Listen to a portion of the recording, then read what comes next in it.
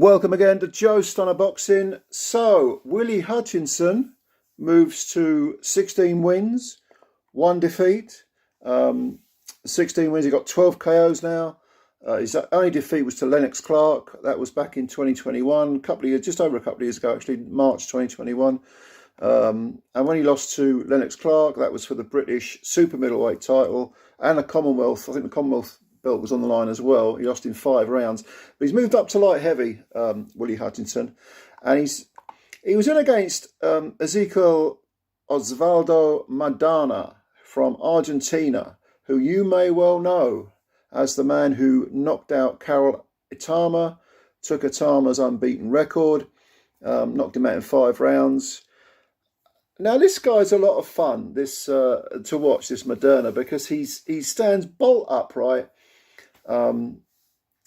He's got kind of a long neck, and he stays on the line most of the time. He feints quite a bit, but he stands right on the line, and he's asking to be hit, but he can hit you back.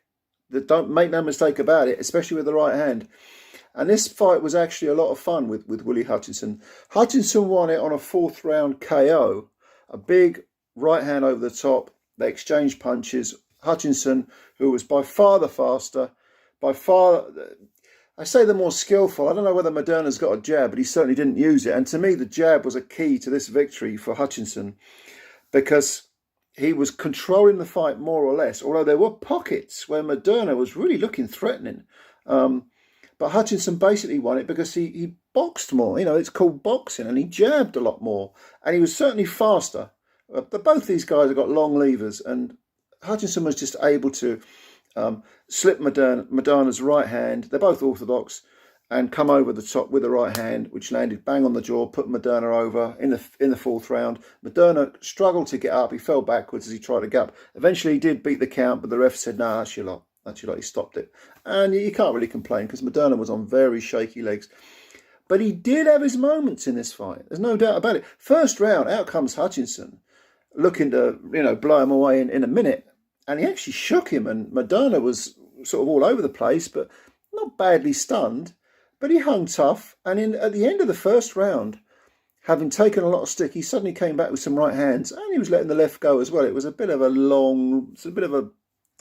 sort of languid, long, lazy look about the left hand, but the right hand has some power to it. And he shook up Willy Hutchinson a little bit towards the end of the first round. Not stunned him, but gave him something to think about. It was the same in the second round. Second round, Hutchinson dominates, and then towards the end of it, lo and behold, Maderna, he comes on strong in the last 20 seconds, say. So clearly he's got danger about him, Maderna. And of course, he's coming off the Karol Itauma victory. But if you look at his record, it was going in, it was kind of patchy, because he had 29 wins with 19 KOs, 10 defeats, and 4 of those have been by KO. So in other words, he's a kill or be killed sort of guy. A lot of fun to watch. But Hutchinson got him. Hutchinson just eventually in that 4th round was able to time him, catch him coming in. Maderna has got to understand that this is boxing. You've got a jab. And even if Hutchinson is faster, well, he is faster, and he is busy with the jab, you can't just stand there trying to slip all the jabs and trying to feint your way in. No, you've got to use your own jab. You jab with a jabber. You don't hook with a hooker. Maderna needs to learn that. A bit late now because he's 36 years old. He now slips to 29 wins, 11 defeats. So, and this was for the WBC international title, the one that Maderna won off Karol Itauma. But this is a fun fighter, and Willy Hutchinson looks pretty good at light heavyweight. Now that he's got that WBC trinket, he can say, well, I've now got a ranking, I can move on. There's no doubt that he seems to have put behind that Lennox Clark defeat, which was a bad one, to be stopped in 5 rounds. I mean, he was cut in that fight as well, and I think he was down he was down in the 5th round, wasn't he? And it was stopped, but... And there's no shame in losing to Lennox. Lennox Clark's not a bad fighter. But, he lost to Mark Heffron in his last fight. But good domestic level fighter. Was the weight an issue for Hutchinson? Is he now going to show his real skills at light heavyweight? Maybe. This is a decent win against a rugged kill or be killed guy. But these WBC, WBO, WBA secondary titles, I'd much rather see Hutchinson go for one of the domestic belts, British or Commonwealth, at light heavyweight, and do it the old way. I'm always, I always say that. Do it the traditional way. Get your national title, Commonwealth, European, move on. Do it incrementally. I don't like this springboard thing with these WBC secondary, ruling body secondary belts that get you a ranking, and therefore you kind of gate crash the world party, the world level party, and you end up getting chinned. But Hutchinson Dad's got some skills. You know, he's a Scottish guy, he's 6'1", he's only 24. And because he's only 24, I don't know why he doesn't go down the traditional route.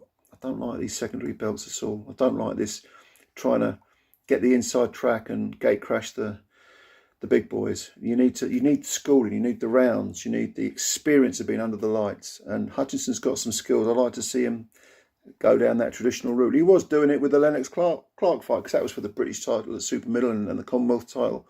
And he came up short. That doesn't matter. You know, that's only one defeat. So what? And maybe the weight did have an issue. I'd like, maybe that was an issue. I like to see him stay at light heavyweight. He looks nice and strong. I mean, it's only low fat on him because he's a tall kid. But nah, go the traditional route. Don't, you're right. You got your world ranking with this WBC trinket, but so what? Go for the British. Go for the Commonwealth. Go for the European. That would be my advice. And of course, no one's going to pay a blind bit of attention, but it doesn't matter. So this was on a Frank Warren card at the York Hall. It was actually a pretty decent card. It's okay, nice little Friday night bit of boxing. If you go to the York Hall, you'll love it, because I've been there many times. It's fantastic. You always get a great atmosphere there. Ain't a bad seat in the house, and I mean that literally. So we'll see. What's Willy Hutchinson got left? I mean, what's he got to offer? He's 24 years old, big lad, tall. Yeah, I can see him being a threat, maybe reaching European level. But let me know what you think. What do you think of Willy Hutchinson? Where do you think he's going? Leave your comments below. As always, thanks for your time. Thanks for listening. And hit the subscribe button. Hit the like button. Jab, right across. You know the drill. Cheers. Speak soon. Bye for now.